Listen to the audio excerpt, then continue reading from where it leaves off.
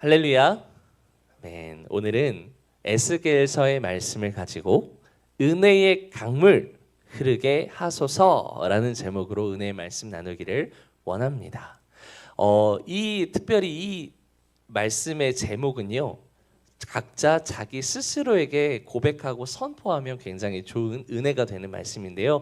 각자 우리 함께 예배하는 우리 모두 가슴에 손을 얹고 함께 선포했으면 좋겠습니다. 저를 따라서 함께 선포하겠습니다.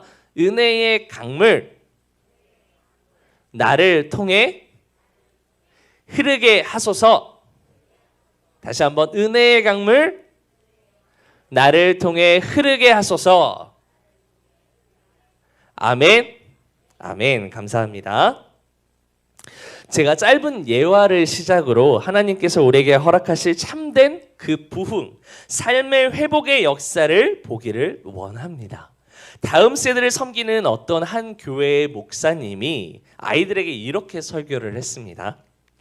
모두 회개해야 합니다. 그렇죠? 우리 다음 세대뿐만이 아니라 예배하는 모든 이들에게 목사님들이 주로 하는 말 중에 말씀이 그렇게 말하니까요. 뭐라고 말할까요? 회개해야 합니다. 그러면서 한 학생에게 물었습니다. 학생, 회개를 하려면 먼저 어떻게 해야 할까요? 우리 많은 생각들이 날 거예요. 그러자 한 학생이 이렇게 말했습니다. 예, 목사님, 먼저 죄를 지어야 합니다. 그렇죠? 저희가 회개를 하려면 먼저 죄를 지어야겠죠? 사실 틀린 말이 아닙니다. 근데 그래서일까요? 요즘 일어나고 있는 수없이 많은 뉴스에 일어나는 사건이나 사고, 그리고 이상 기후들을 바라보면서 저는 문득 이런 생각이 듭니다. 계속해서 지속되는 코로나 팬데믹을 바라보면서 온 세상이 어지럽구나, 모든 것이 무법천지구나, 앞으로 가면 갈수록 더욱더 심해지겠구나 하는 그런 생각들을 하게 됩니다. 불과 5년 전 한국 교회에서 젊은이들이 가장 많이 즐겨 부르던 찬양이 바로 회개와 부흥에 관한 곡이었습니다. 나의 백성이라고 하는 이 곡이라든지 Love Never Fails, 즉 여호와께 돌아가자라는 등의 곡을 목 놓아 부르고 수없이 많은 교회들이 이 세대를 향해서 내건 교회의 슬로건들, 이것은 바로 본질을 회복하자, 여호와께 돌아가자, 하나님을 향하여 라는 것이었습니다. 이러한 영적인 흐름이 감도는 이 시대가 시사하고 있는 바가 뭘까요?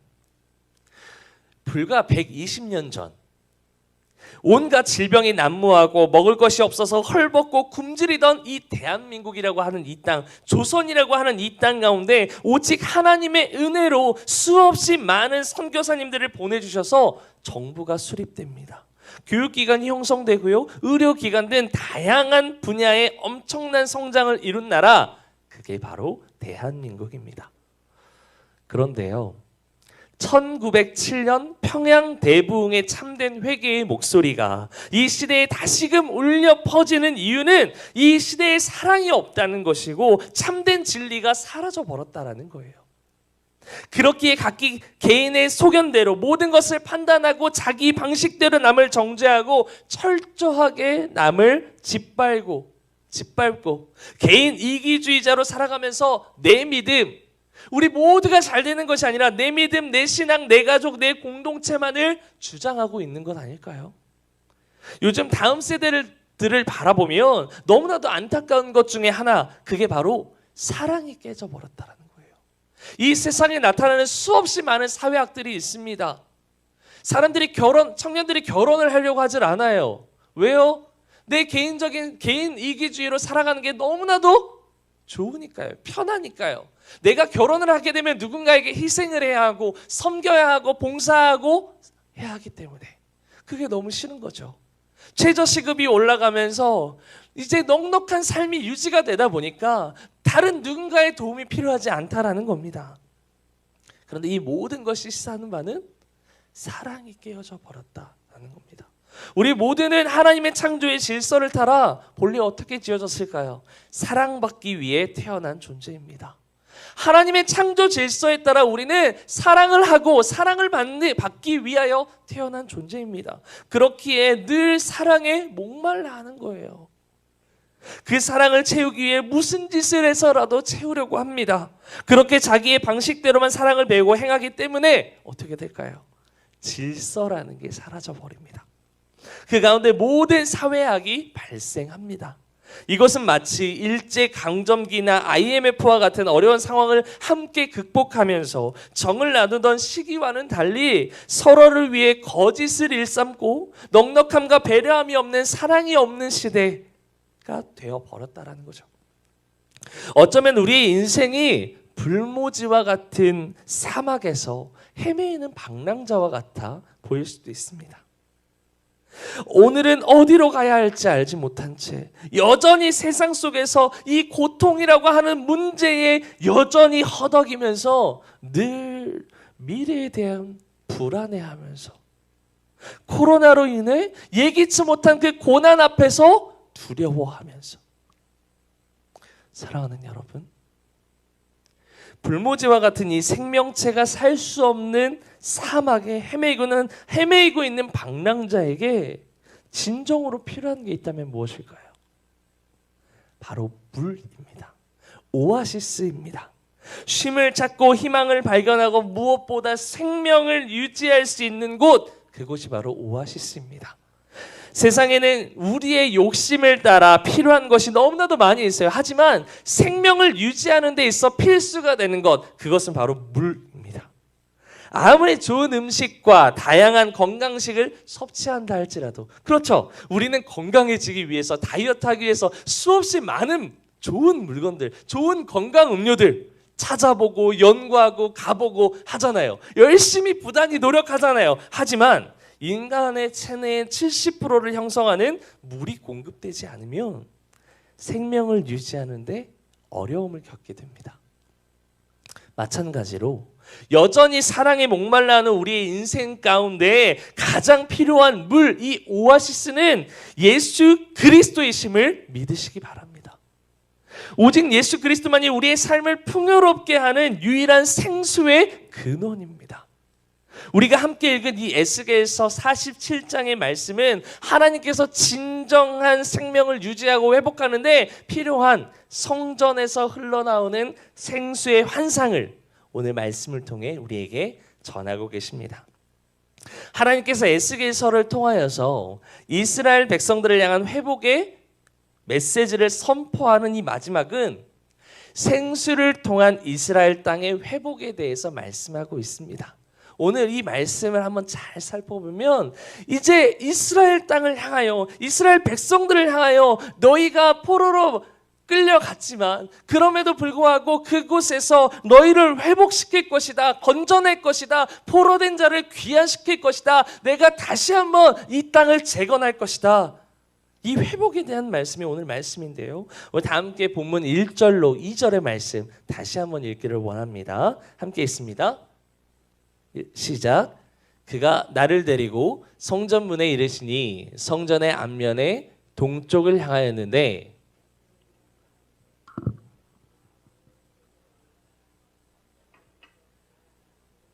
남쪽으로 흘러내리더라. 그가 또 나를 데리고 북문으로 나가서 바깥길로 꺾여 동쪽을 향하여 바깥문에 이르시기를 본즉 물이 그 오른쪽에서 스며 나오더라. 아멘. 제가 준비한 그림이 하나 있어요. 그 그림을 보면서 말씀을 같이 이어갔으면 좋겠는데요. 이 그림이 무엇이냐면 바로 이스라엘 성전, 그 성전에서 흘러나오는 그 물에 대한 지도를 제가 그렸습니다. 안에 성소가 있고 그것이 동쪽으로 흘러나오는 이 물에 대한 그림입니다. 실제 이스라엘은, 예루살렘은 난공불락이라고 하는 성입니다. 즉 산 위에 지어진 성이에요. 그런데 이 성에서 동쪽으로 흘러내려가는 물에 대한 환상을 하나님께서 에스겔을 통하여서 말씀하고 있습니다. 하나님께서 환상을 통해 예언 가운데 선지자 에스겔을 데리고 예루살렘 성전의 문 앞에 서게 합니다. 이 성전의 문은 동쪽을 향하여 나 있어요. 나 있는데 그 문지방 밑에서 물이 흘러나와 동쪽으로 흐르는 것을 예레미야를 통해, 에스겔을 통해 보게 하십니다. 실제로 당시의 성소의 문을 등지고 서면 바로 앞에는 안뜰로 내려가는 계단이 있고요. 계단이 있고 그 계단의 방향은 동쪽을 향하여 또한 있습니다. 즉 성소의 문지방에서 흘러나오는 물이 동쪽으로 흘렀다라고 하는 이 말은 물이 위에서 아래로 흐르는 것처럼 자연스러운 일이었던 거예요. 그렇죠? 물이 위에서 밑으로 흘러가는 게 당연한 자연의 이치라고 생각하잖아요. 그 물이 성전 밑으로 흘러 바다 앞에 모이는 바로 앞에 모이는 제단의 남쪽으로 흘러가서 다시 동쪽을 향하여 흘러나갑니다. 제단을 통해서 흘러내려가요. 그런데 하나님께서 이 성전에서 흘러나오는 물을 동쪽에서뿐만 아니라 에스겔을 데리고 북문으로 나가서 바깥길로 돌아 동쪽 문으로 오게 하셔서 오른쪽에서 흘러나오는 물을 보게 하십니다. 즉 성전의 북쪽 문을 향해서 나가서 다시 성전 밖에서 물이 흘러내려가는 걸 보게 하시는 거예요. 하나님께서 왜 에스겔에게 성전에서 나오는 물을 보게 하셨을까요? 본래 예루살렘의 성전 아래에서는 우리가 상식적으로 생각할 때 물이 나올 수 없는 상황이었어요. 산 위에 성전이 지어졌다 그랬잖아요. 우리가 상식적으로 생각하면 성전에서부터 물을 절대 흘러나올 수 없었습니다. 이 예루살렘 성전은요, 전투가 있을 때나 식량이 공급될 때 물을 기르려고 할 때 그 산 밑에 흘러내리는 양 갈래로 흘러내리는 그 강을 통하여서 물을 기르고 공급받을 수 있었어요. 절대 성전에서는 물이 나올 수 없는 상황이었습니다. 그런데 이 예루살렘 성전은 성전 해발 790m의 높은 구릉지대에 있는 산 위에 지어진 성전이자 그렇기에 적군이 쉽게 들어올 수 없는 천혜의 요새 중에 하나, 그게 바로 예루살렘 성전입니다. 뿐만 아니라 예루살렘의 주 급수원인 기온샘은 성전 아래쪽에 위치한 기드론 골짜기 안에 있었기 때문에 성전에서 물이 흘러나온다? 상상할 수 없는 일이었습니다. 그럼에도 불구하고 성전에서 흘러나오는 물을 보게 하신 하나님의 뜻이 무엇일까요? 왜 그것을 통하여 회복을 에스겔을 통하여 말씀하시는 걸까요? 이는 성전 안에 거하시는 여호와 하나님이 모든 삶에 절대적으로 필요한 생수의 근원이 되심을 보여주시려는 겁니다. 너희가 보는 물을 통하여서 너희의 갈증을, 너희의 갈급함을 채우는 것이 아니라 도저히 상상할 수 없는 그 현실 가운데 물을 내시고 반석을 쳐서 물이 흘러나가게 하시는 생수의 근원 되신 하나님을 믿고 따르라고 말씀하시는 거예요. 더욱이 선지자 에스겔에게 두 번에 걸쳐서 그 물을 보게 하시는 것은 이겁니다. 너희가 너희의 인생에 가장 필요한 물을 찾고 있느냐? 그 생명을 얻기 위하여 이 세상 어느 곳을 봐도 너희는 찾을 수 없을 것이다. 왜냐하면 우리의 삶에 가장 필요한 생수의 근원은 나 여호와로부터 나오기 때문이다. 아멘. 우리가 아무리 인생에 타는 목마름을 해결하기 위해서 이 세상의 지식과 경험을 총동원해서 다양한 혜택을 누린다 할지라도 그것이 너희의 타는 목마름을 영원히 해결해 줄 수 없다라는 거예요. 그렇기에 생수의 근원 대신 여호와 하나님을 만나는 자리로 우리는 나아가야 하는 것입니다. 인생의 모든 문제 앞에서 세상 것 그만 좀 의지하고 하나님 만나는 자리로 나아오라라는 거예요. 성전 문지기 밑에서 결국 큰 강을 이루는 생수가 나왔다는 것, 이것은 하나님께서 창조하신 에덴 동산의 때로 거슬러 올라가 생각해 볼 수 있는 거예요. 창세기 2장 10절에서 14절의 말씀을 보면 이런 말이 나옵니다. 제가 읽어드릴게요. 강이 에덴에서 흘러나와 동산을 적시고 거기서부터 갈라져 4개의 근원이 되었다라고 말하면서 비손과 기혼, 티그리스와 유브라데스 강을 중심으로 이 땅에 문명이 형성이 됩니다. 그 생수의 근원이 오늘 말씀 가운데 에스겔을 통해 회복시킬 새 성전의 환상으로 나타난 거예요. 또한 이 생명수는 성경의 역사를 관통해 요한계시록 22장 1절에서 2절의 전반부에 이렇게 말하고 있어요. 수정같이 맑은 생명수의 강을 내게 보일 것이니 하나님과 및 어린 양의 보호자로부터 나와 길 가운데 흐르더라. 아멘. 이를 뒷받침해주는 근거가 1절에 말하는 흘러내리더라예요. 오늘 읽은 이 1절에 흘러내리더라. 이 단어적인 표현은 그곳에서 적은 양의 물이 흘러나오고 있음을 표현하고 있는 말입니다. 과대한 양이 흘러나와서 그 엄청난 것을 우리가 받는 것이 아니라 너무나도 적은 양을 흘러나오고 있어요. 즉 생수의 근원지를 말하고 있는 겁니다. 우리가 어느 산에서 물을 기르러 올라가죠. 그곳에서 나오는 물 혹시 마셔보셨나요? 약수터라고 이야기를 하죠. 그래서 가면 물이 어떻게 나오죠? 콸콸콸이 아니라 졸졸졸졸 흘러내립니다. 왜요? 물의 근원지를 따라 올라가서 흘러내렸기 때문에 그래요. 마찬가지입니다. 사실 에스겔을 통해 나타난 이 생수의 근원은 곧 예수 그리스도의 생명을 예표하는 말씀이기도 합니다. 예수님은 남의 눈을 피해 물을 기르러 온 사마리아 여인에게 요한복음 4장 13절로 14절에 이렇게 말을 하고 있어요. 내가 주는 물을 마시는 자는 영원히 목마르지 아니하리니 그 속에서 영생하도록 솟아나는 샘물이 되리라. 아멘. 초막절이 되어 예루살렘 성전으로 올라가신 예수님은 유대인들 앞에서 또한 이렇게 말씀하십니다. 누구든지 목마르거든 내게로 와서 마시라. 나를 믿는 자는 성경의 이름과 같이 그 배에서 생수의 강이 흘러내리라. 아멘. 사랑하는 여러분, 여러분의 생명의 근원지는 어디입니까?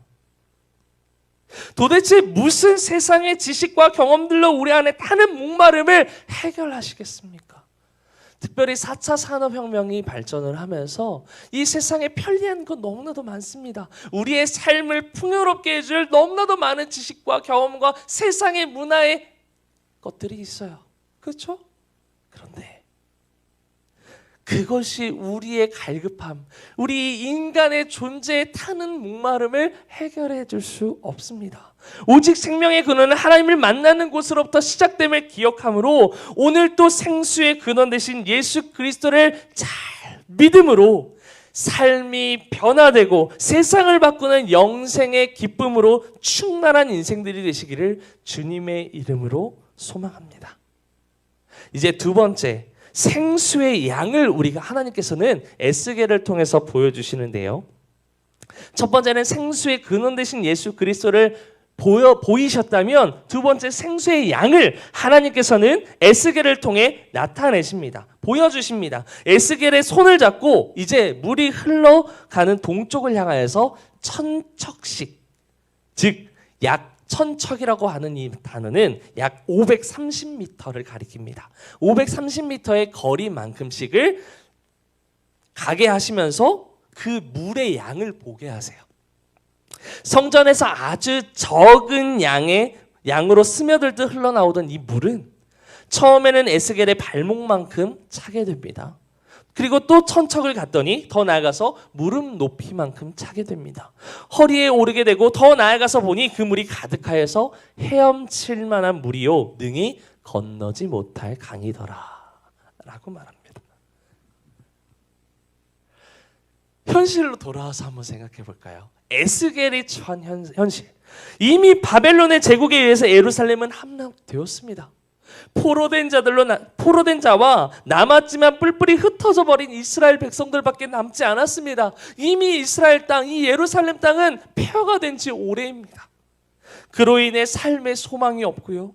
낙심과 근심과 좌절과 포기만을 꿈꿀 수밖에 없었던 그들의 현실의 삶 가운데 진정한 회복의 역사를 하나님은 써나가시겠다라는 거예요. 이 환상을 통해서 그 회복을, 그 진정한 회복을 너희에게 말씀할 것이다 라고 말하는 거예요. 너희가 다시금 생수의 근원 되신 성전 앞 곧 하나님 앞에 나아오면 너희와 맺었던 영원한 언약을 다시 체결하시면서 모든 삶의 회복을 이루시겠다 라고 말씀하십니다. 이것이 당신의 백성들을 진정 살리시기 위한 하나님의 분명한 뜻입니다. 우리를 살리는 분명한 하나님의 뜻이 무엇일까요? 우리는 생수의 근원 대신 하나님 앞으로 나아가야 되는 거예요. 사실 우리는 이러한 하나님의 강력한 뜻 앞에 눈을 맞추고 귀를 집중하여 그 구원의 역사하심들, 살아계신 하나님의 생명의 역사를 보아야 합니다. 그런데 하나님께서 이러한 당신의 뜻을, 그 분명한 뜻을 보이신 이면에는 무엇이 있느냐? 이스라엘 백성들의 완악함, 하나님을 떠나 각기 개인의 소견에 옳은 대로 행함이 있었다라는 거예요. 즉 하나님께서는 오늘 우리에게 이 말씀을 듣게 하신 이유가 무엇이냐? 너희가 나를 떠나 너희의 옳은 생각대로 행하며 너희 스스로의 판단으로 다른 사람의 영혼을 죽이는 너희의 행위를 보아 살피라라는 거예요. 그럴 때에 그 무뎌진 곳, 그 죽어 있는 죄의 모습으로부터 돌이키게 하겠다라는 겁니다. 그 돌이킴이 필요한 장소가 어디일까요? 하나님의 뜻, 하나님의 섭리를 보지 않고 늘 우리의 힘과 노력, 경험에만 의존한 채 살아가고 있는 삶의 자리입니다. 우리는 흔히 이렇게 이야기하죠. 주일 예배에 열심히 나와서 하나님을 예배하겠노라 말합니다. 그러나 진정 하나님이 받기 원하시는 구원의 역사는 어디에서 시작될까요? 바로 우리의 삶의 자리입니다.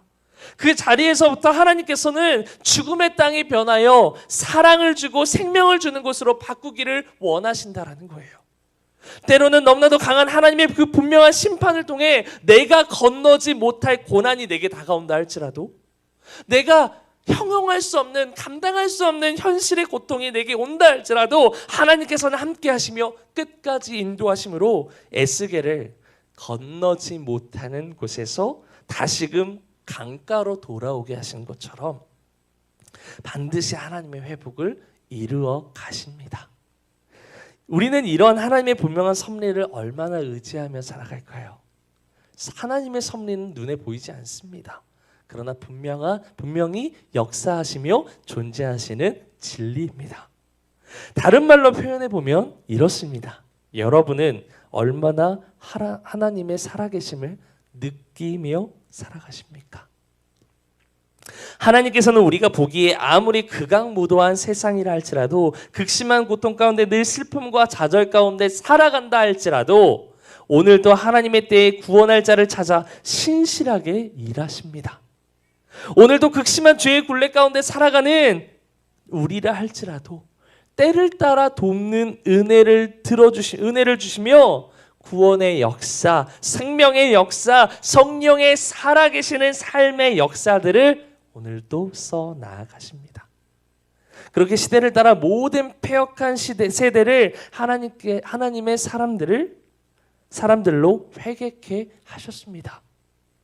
깨닫게 하셨습니다. 엘리야 시대에 바알과 아세라를 숭배하던 850명대 1의 싸움, 그 엘리야의 싸움 가운데 이세벨의 극심한 핍박과 도사리는 죽음 앞에 선 엘리야를 향하여 새로운 정권 개혁을 일으키기 위하여 세 사람에게 기름을 붓게 하십니다. 엘리야에게 말씀하시는 하나님의 회복의 명령인데요, 그 세 가지 명령이 무엇이냐? 하나님의 분명한 구원의 뜻을 온 세상에 전해야 할 로마 카톨릭이 세상 위에 군림하는 자로, 세상의 패권을 잡자 오직 성경으로 돌아가기 위한 마음으로 마르틴 루터나 존 칼빈, 존 낙스 등 종교 개혁자들로 인해서 16세기 하나님의 구원 개혁인 종교 개혁이 일어났습니다. 그러나 주님은 지금 이 시간에도 동일하게 역사하기를 원하십니다. 하나님은 중요한 것은 여전히 나의 뜻과 세상의 지식을 의지할 것인가, 아니면 오늘도 구원의 역사를 써나가시는 살아계신 하나님을, 그 하나님의 섭리를 인정하며 믿음으로 그 구원 계획에 동참할 것인가, 우리는 결단해야 합니다. 철저하게 나의 삶을 점검하고 늘 때를 따라 돕는 하나님의 은혜의 섭리를 의지하며 믿음으로 하나님의 뜻에 순종하며 살아가는 우리 모두가 되시기를 주님의 이름으로 축복합니다. 이제 마지막으로 우리는 성전에서 흘러나오는 생수의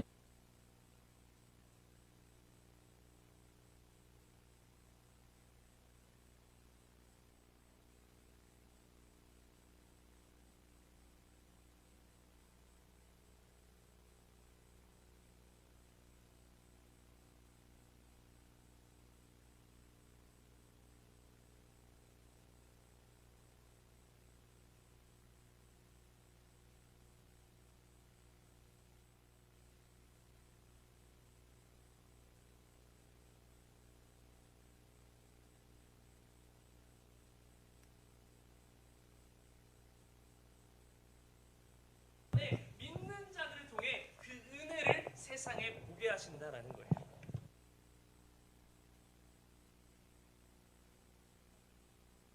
다시 한번요. 생수를 통해 성도가 회복될 때 세상은 그 은혜를 알게 됩니다.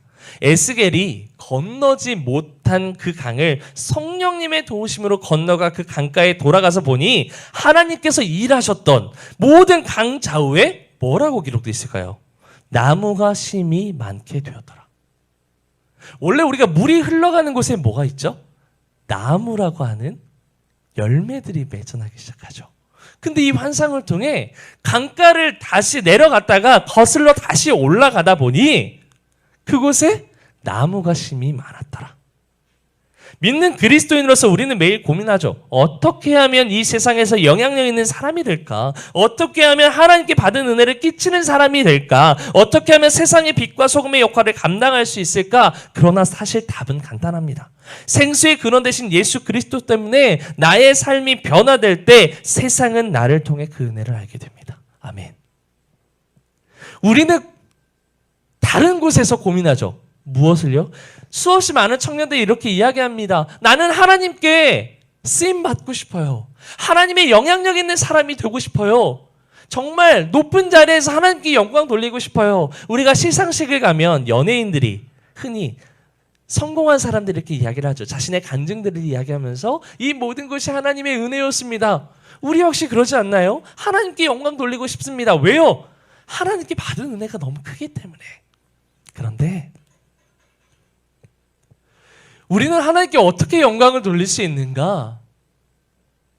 생수의 근원 되신 예수 그리스도 때문에 나의 삶이 변화될 때 세상은 그 은혜를 통해 하나님을 보게 됩니다. 어떻게 하면 이 세상을 변화시킬까? 어떻게 하면 세상의 빛과 소금이 될까를 고민하기 이전에 어떻게 하면 하나님 앞에서 변화된 삶을 살 수 있을까를 우리는 고민해야 합니다.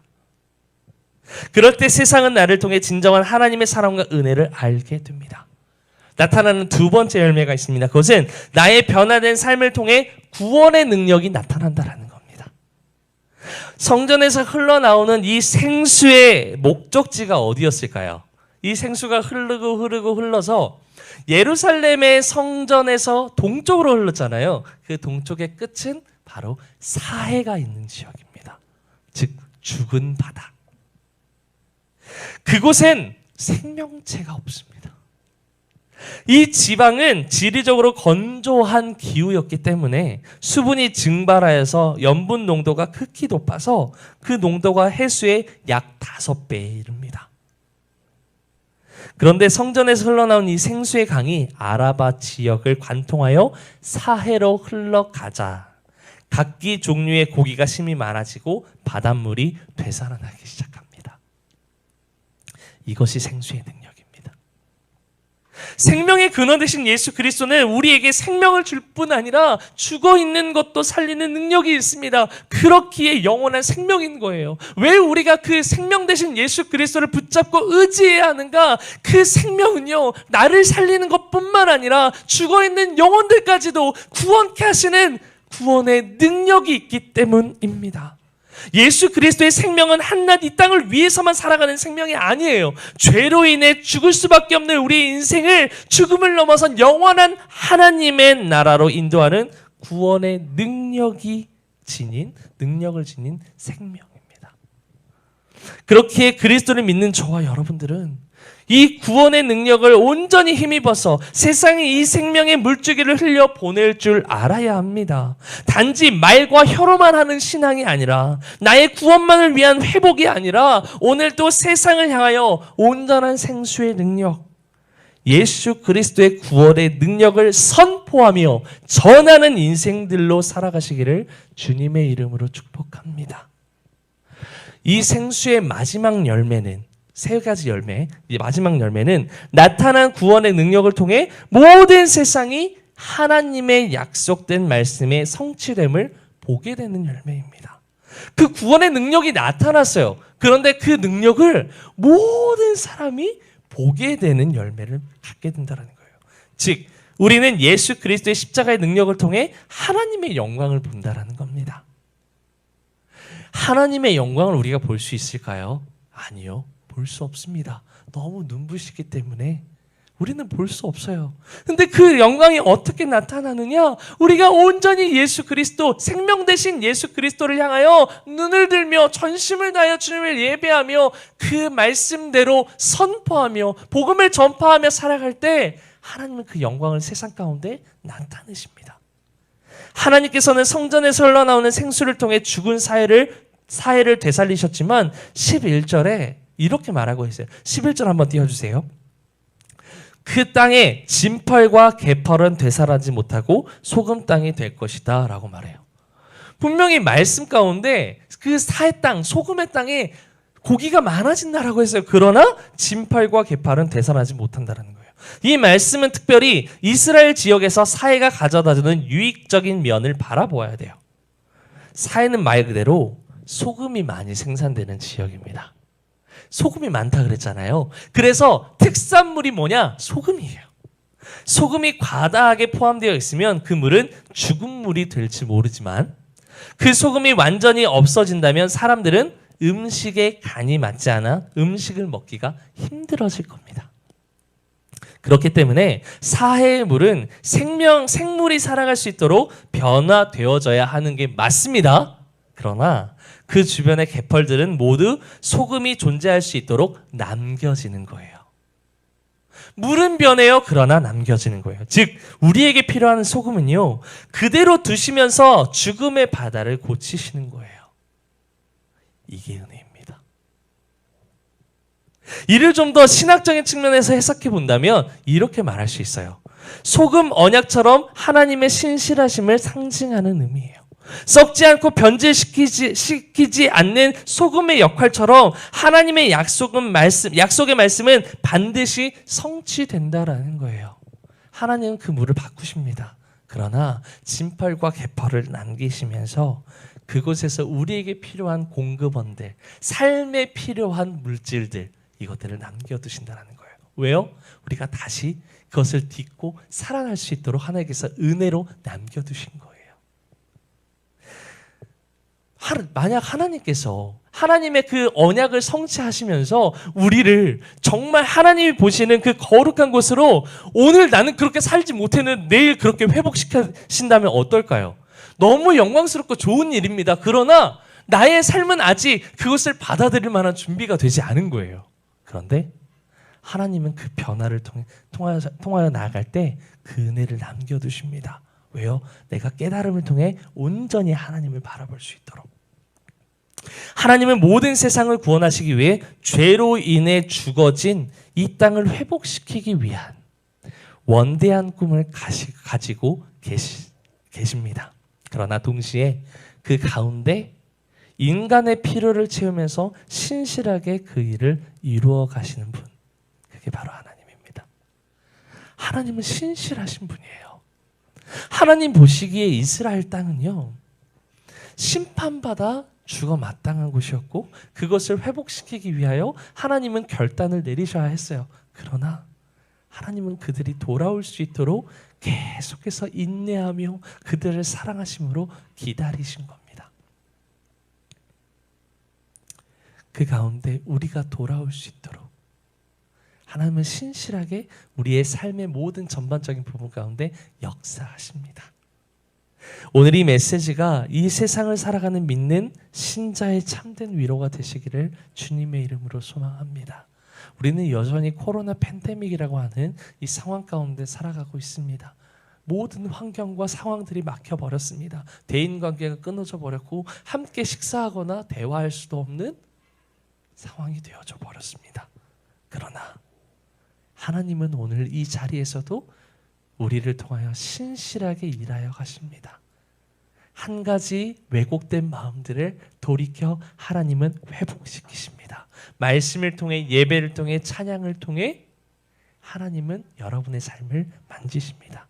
사랑하는 비전 커뮤니티 모든 성도님들, 모든 오늘 에스겔을 통하여서 말씀하시는 하나님의 이 회복의 음성이 우리의 삶의 회복과 위로가 되었으면 좋겠습니다. 여전히 삶의 슬픔과 고통의 문제 앞에서 허덕이는 우리의 인생 가운데 생수의 근원 되신 예수 그리스도를 보게 하시는 하나님의 은혜가 있기를 원합니다. 또한 이 세상을 바라보며 절망하는 인생 가운데 반드시 구원을 이루실 성령의 역사를 믿음의 눈을 열어 보기를 원합니다. 그로 인해 생수가 가져다주는 복된 열매, 오직 예수 그리스도를 바로 보여주는 신자를 통해 온 세상이 하나님의 영광을 보며 세상을 바꾸는 은혜의 강물이 삶에 충만히 임하는 인생들이 되시기를 주님의 이름으로 축원드립니다. 아멘. 오늘 말씀 생각하시면서 찬양 한 구절 함께하고 합심하여 기도하기를 원하는데 저는 오늘 이 땅을 바라보면서 이 땅의 진정한 회복이 무엇일까 한번 생각해 보았습니다. 우리가 추구해야 할 진정한 회복이 무엇일까요? 어찌 보면 세상은 발전했고요, 기술은 발전했습니다. 우리의 삶은 더 윤택해졌습니다. 그런데 그만큼 하나님을 찾지 않는 세대가 되어져 버렸습니다. 그만큼 생명을 공급받지 못하는 세대가 되어져 버렸습니다. 그만큼 사랑이 깨어져 버린 세대가 되었습니다. 사랑의 본질이고 본체 대신 하나님을 잃어버리는 세대가 되어버렸습니다. 그래서 기술이 발전해서 우리의 삶은 점점 더 편해집니다. 편함을 따라 우리는 죄를 따라 사망에 이르는 곳으로 흘러가게 됩니다. 그곳이 사해와 같은 우리의 인생일 수 있습니다. 그러나 하나님은 오늘 말씀하십니다. 에스겔을 통해서 내가 반드시 회복시키실 것인데, 반드시 내가 너희를 구원해낼 것인데, 그 가운데 신실하게 역사할 것이다. 너희는 나를 보아라. 너희는 나를 의지해라. 나를 예배해라. 그 가운데 내가 너희에게 부흥을 일으킬 것이다. 이 메시지를 기억하시면서 이 땅의 황무함을 보소서, 성령의 바람 우리에게 불게 하여 주시옵소서. 우리 함께 찬양하고 기도하겠습니다.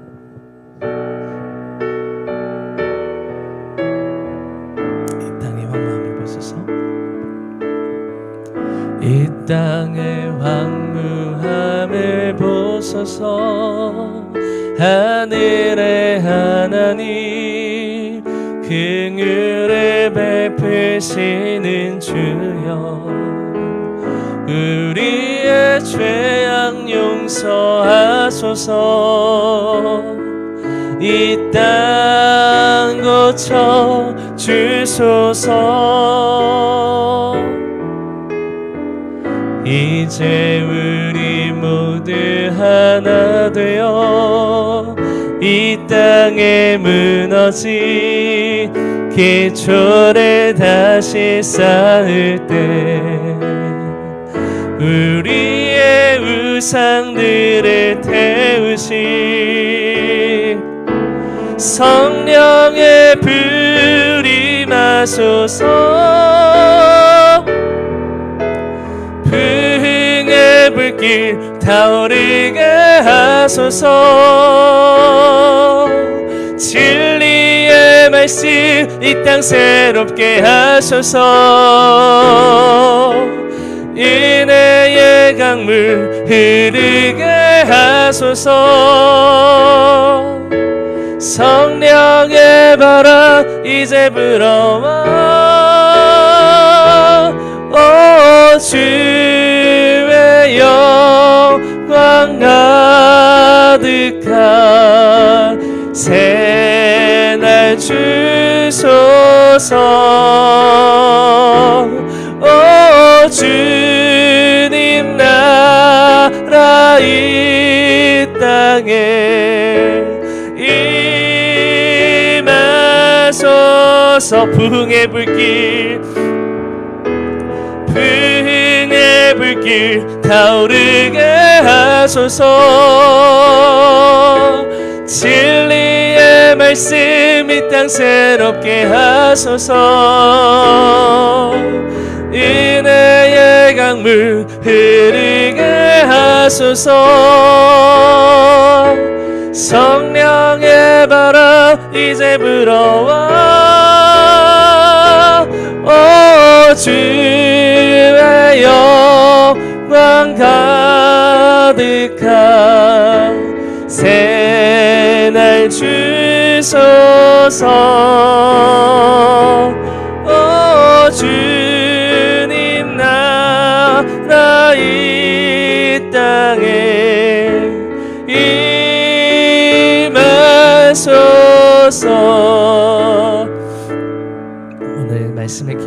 바라보면서 우리 같이 좀 기도했으면 좋겠습니다. 이 시간 기도할 때 하나님, 이 땅의 황무함이 어쩌면 하나님의 사랑과 은혜를 잃어버린 나의 모습이진 않을까 점검하며, 하나님 생수의 근원 되신 예수 그리스도를 바라보게 하여 주시옵소서. 내일이면 설 명절이 시작됩니다. 우리 이제 각 자리에서 여러 형제 자매들을 만나고 친척들을 만나는 한국의 조선의 고유 명절이 다가옵니다.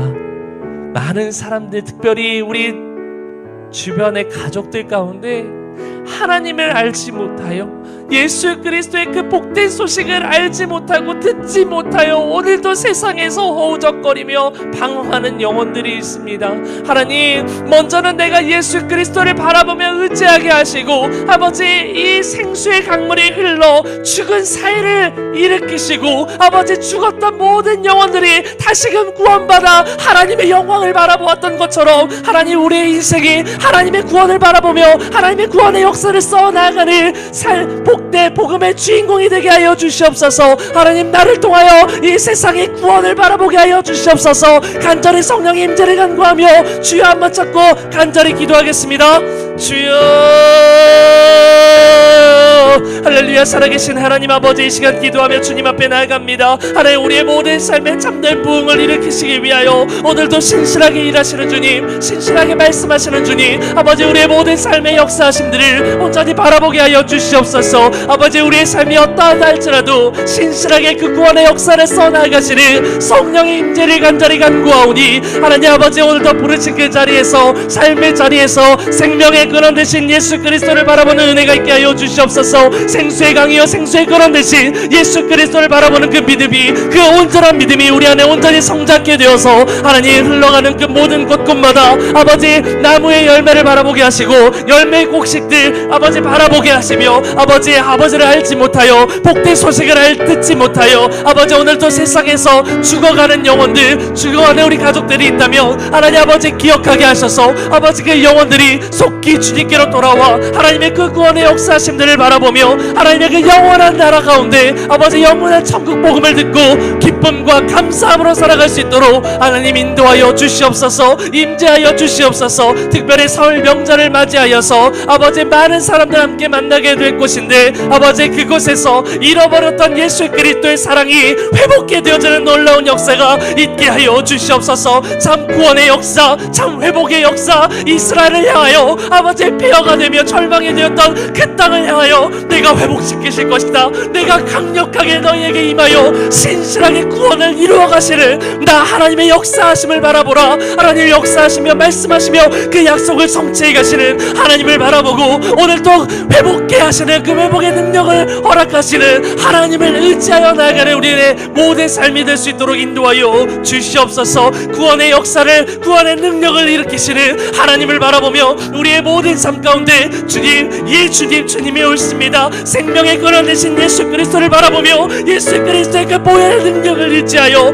오늘도 우리의 삶의 기쁨과 감사가 충만함으로 하나님 우리 온 가족 가운데 하나님의 평강이 넘쳐날 수 있게 하여 주시옵소서. 이 땅의 황무함 가운데 부흥의 불길이 타오르게 하여 주시옵소서. 은혜의 강물이 흘러가게 하여 주시옵소서. 그로 인하여 하나님의 영광을 이 모든 열방이 보게 하여 주시옵소서.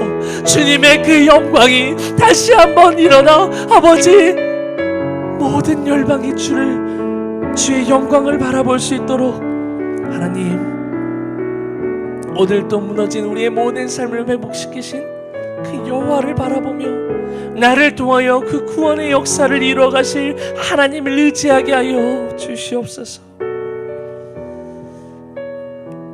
할렐루야. 살아계신 하나님 아버지, 참으로 감사합니다. 은혜의 강물 나를 통하여 흐르게 하시옵소서. 은혜의 강물, 절대적으로 흘러나올 수 없는 그 성전에서 하나님께서 물이 흘러나오게 하셔서 가는 곳곳마다 나무의 열매를 보게 하시고 죽었던 사해 가운데 고기가 많아지게 하시며 그 온전한 회복을 이루기를 원하시는 하나님의 구원의 역사를 우리가 바라보며 오늘도 의지하며 주님, 늘 주님과 함께 동행하는 기쁨이 우리 안에 회복해 되어지는 역사 있게 하여 주시옵소서. 내일부터 설 명절입니다.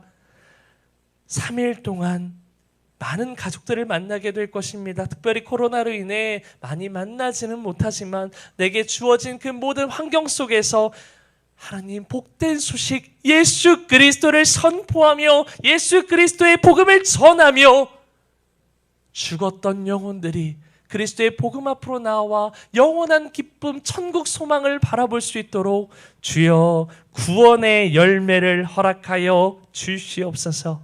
그 모든 것 이루어 가실 주님을 찬양하오며 기대하오며 예수님의 이름으로 기도합니다. 아멘.